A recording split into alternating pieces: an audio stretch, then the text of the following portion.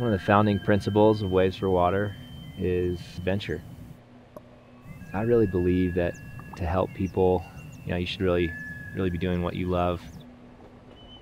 Whether it's climbing mountains or surfing remote locations, it's been in my DNA and in my family's DNA, and it's definitely in Waves for Water's DNA. This trip to the Andes sort of was a great manifestation from a personal standpoint. My grandparents were actually taking a trip down here to Peru a long time ago. My grandmother actually passed away en route to Machu Picchu.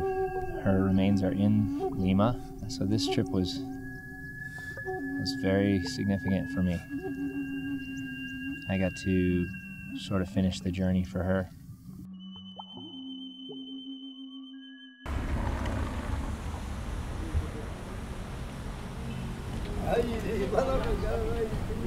Yeah, it was shocking to me to hear that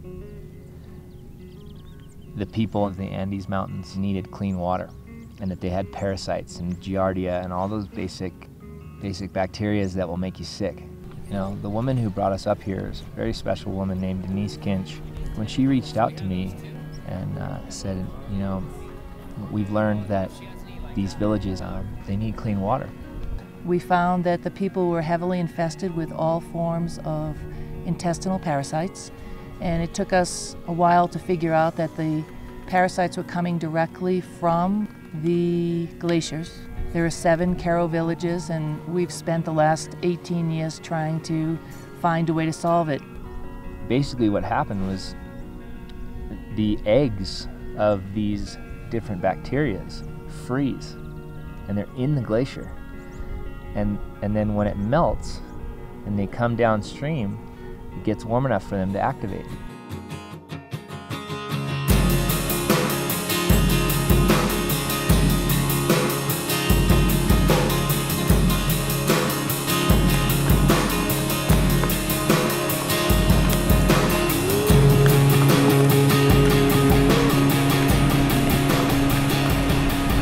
We just spent 6 hours on a horse, went over a path about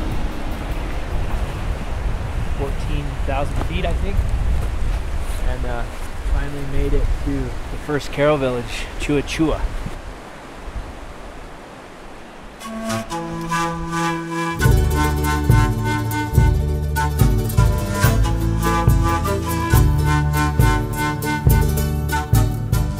The Karo's biggest resource is their alpaca.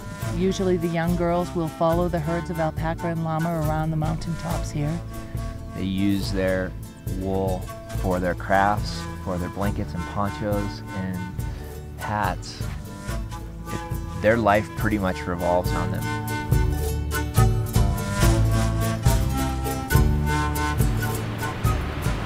I do this work all over the world, and I usually let the filter system do the talking for me. I had one that really was paying attention.